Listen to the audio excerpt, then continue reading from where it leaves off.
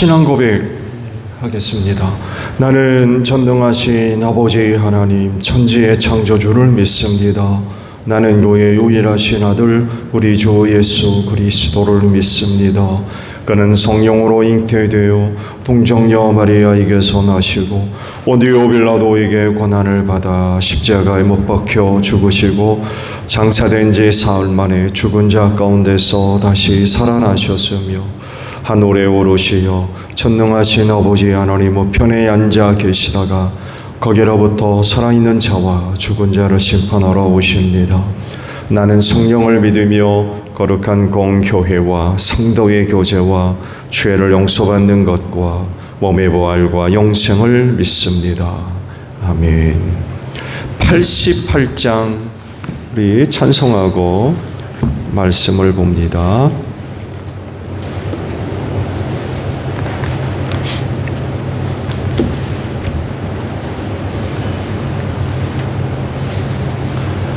찬송가 88장이에요.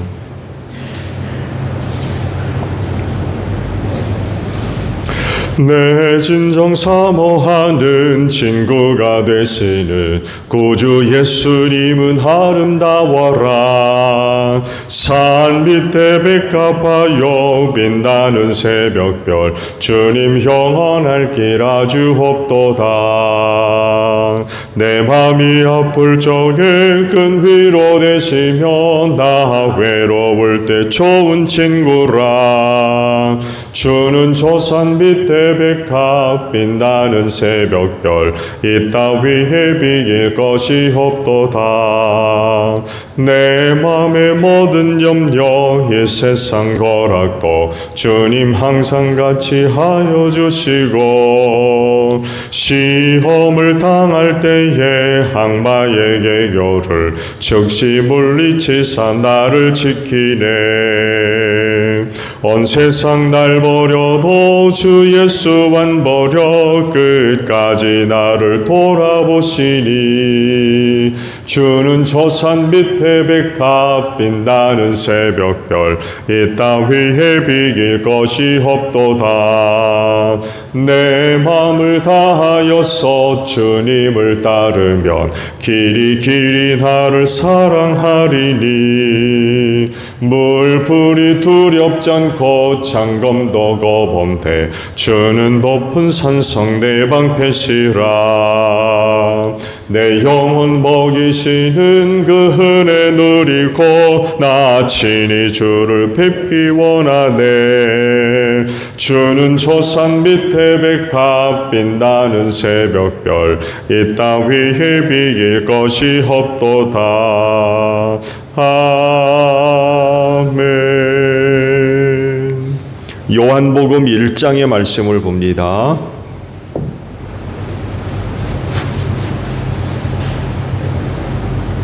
요한복음 1장 1절에서 14절까지 말씀이에요.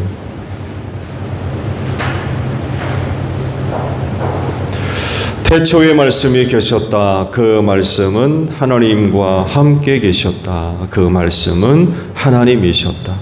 그는 태초에 하나님과 함께 계셨다.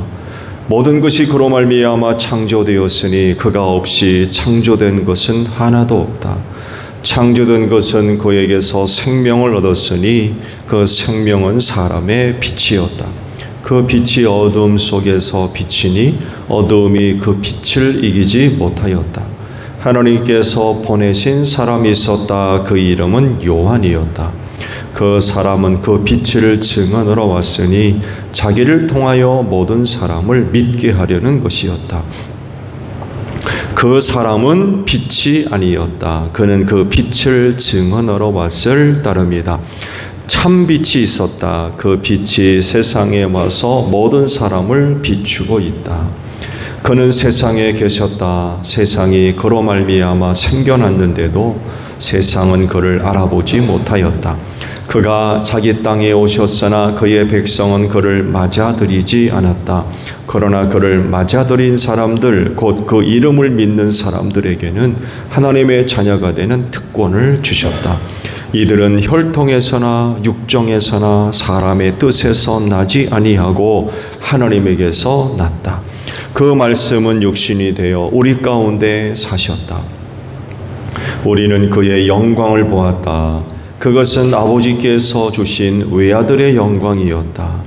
그는 은혜와 진리가 충만하였다. 아멘. 오늘은요 8절에 있는 말씀을 함께 나누려고 합니다. 그 사람은 빛이 아니었다. 그는 그 빛을 증언하러 왔을 따름이다. 라는 말씀입니다. 어떤 사람들은 예수님과 세례 요한을 두고 많은 갈등을 했을 것 같아요. 요한이냐 예수냐, 아니면 예수냐 요한이냐.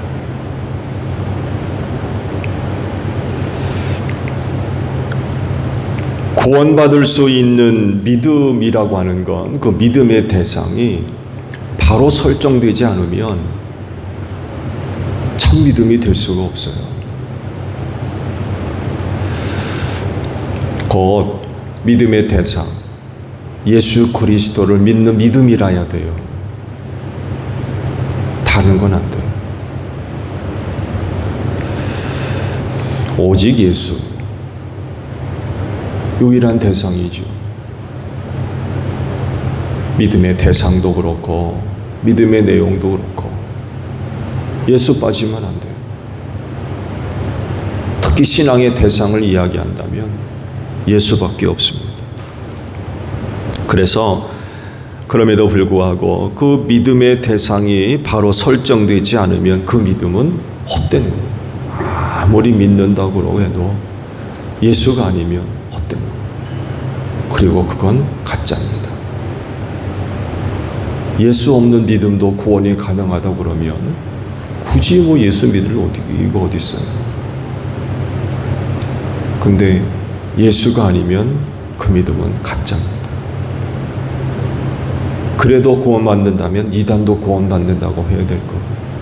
그럴 수 없죠. 예수님 당시 유대에는 2명의 사람이 동시에 등장을 해서 많은 제자들을 두고 있었죠. 그 2명은 바로 예수님과 세례 요한입니다. 세례 요한은 예수님보다 먼저 나타났기 때문에 제자들을 만드는데 유리해요. 그리고 실제로 많은 사람들이 세례 요한의 제자가 됐습니다.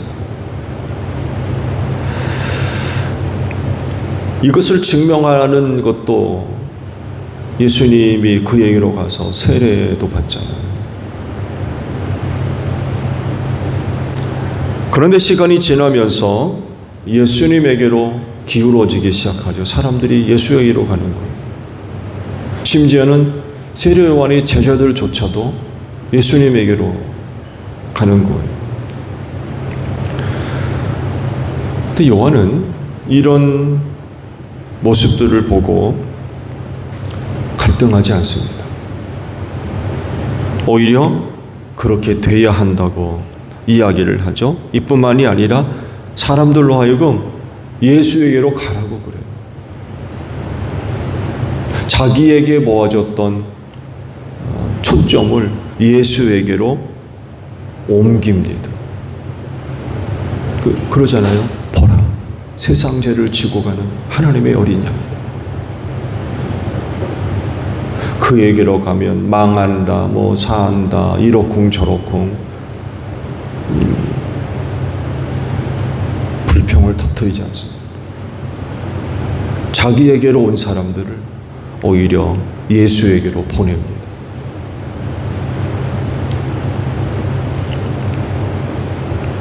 이전에는 사람들이 자기에게로 와서 세례를 받고 자기의 제자가 됐지만 예수가 나타난 이후로 그에게로 보내요.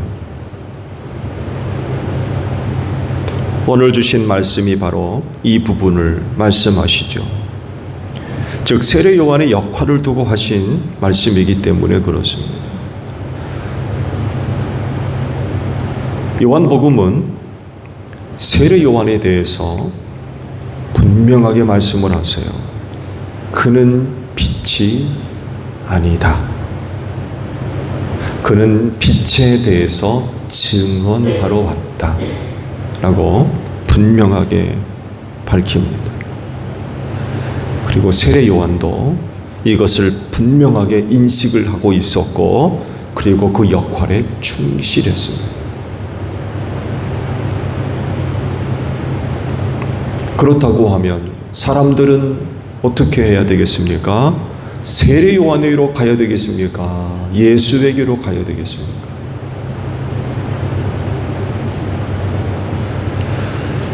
그의 제자라고 하면, 세례 요한의 제자라고 하면 계속해서 세례 요한 곁에 머물러 있어야 되겠습니까? 아니면 그를 떠나서 예수에게로 가서 예수의 제자가 되어야 되겠습니까?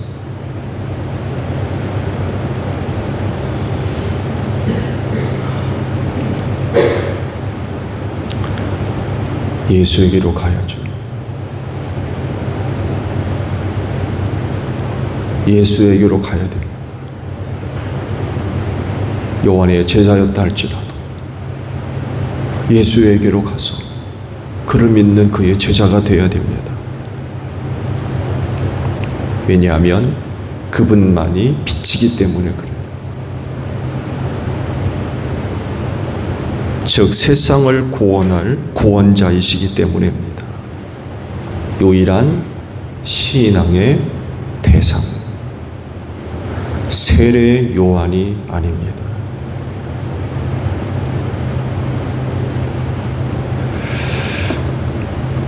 세례 요한은 신앙의 대상이 될 수 없어요. 절대로.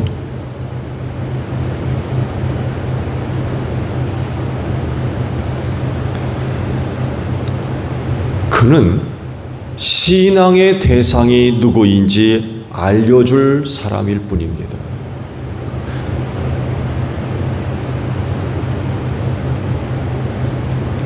그래서 그가 하는 말을 듣고 예수를 믿어야 됩니다.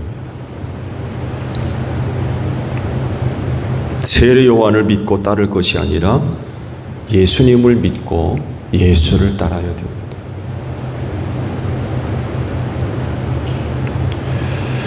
그렇다고 하면 세례 요한의 제자들에게 있어서는 굉장히 큰 갈등이 될 수도 있었을 것 같아요.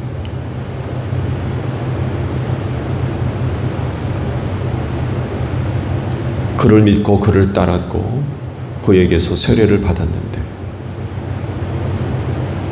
그의 제자가 된 거 아닙니까?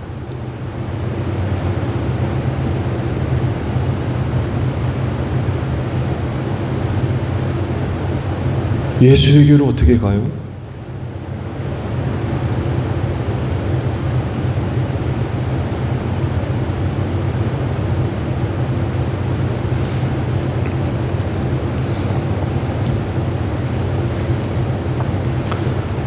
근데요, 세례 요한을 받아들인 사람들이었다고 하면 100% 예수님의 제자가 되었을 겁니다.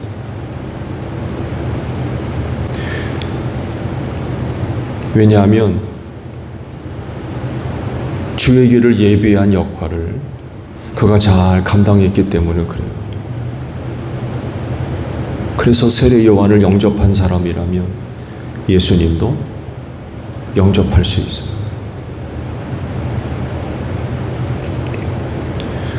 그렇지만 세례 요한을 받아들이지 않은 사람은 예수님도 받아들이지 않습니다. 지난번에 말씀을 봤죠.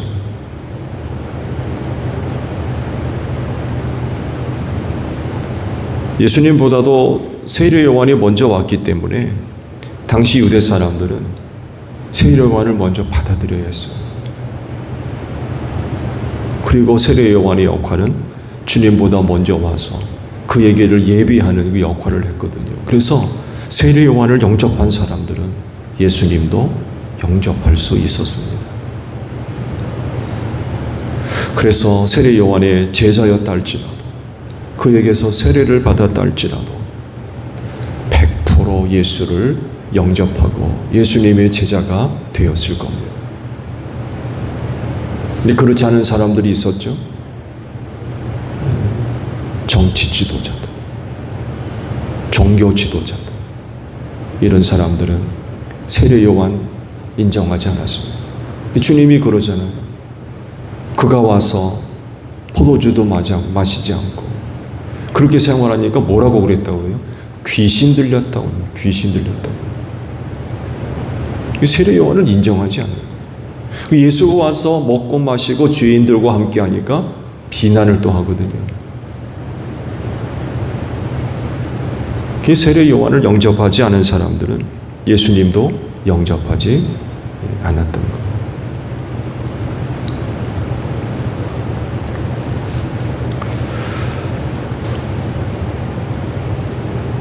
헛된 것 따라가면 안 됩니다. 헛된 것 믿어서도 안 되고요. 이뿐만이 아니라 세움받은 사람이라고 한다면 자기 사람 만들려 해서는 안 됩니다. 예수의 사람 만들어야 돼요. 이걸 세례 요한이 잘 감당했습니다. 예수보다 먼저 와서 정말 주의 길을 예비하는 그 역할 잘 감당했습니다. 자기에게 몰려들었던 수많은 사람, 결코 자기 사람 만들지 않았어요. 예수에게로 보냈습니다. 자기를 바라봤던 사람들 예수 바라보게 만들었어요. 자기 믿었던 사람들 예수 믿게 만들었어요. 심지어는 자기 제자였던 사람들조차도 예수 제자 만들었어요.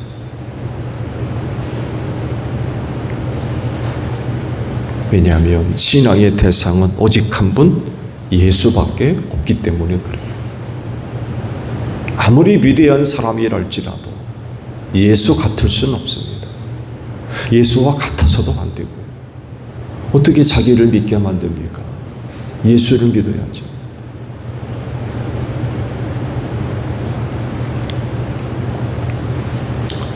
유혹 많은 세상입니다. 시험도 많고 환난도 많고 유혹도 많은 세상입니다.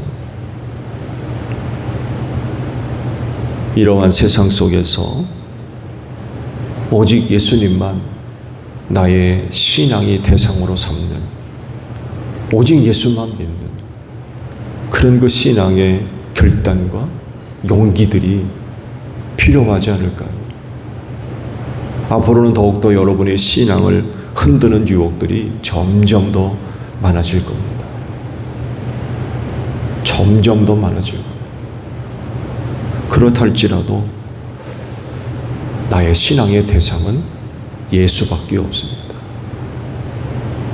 말씀드린 대로 예수냐 세례 요한이냐, 이 둘 사이를 두고 어떤 이들은 많은 갈등을 했을 겁니다.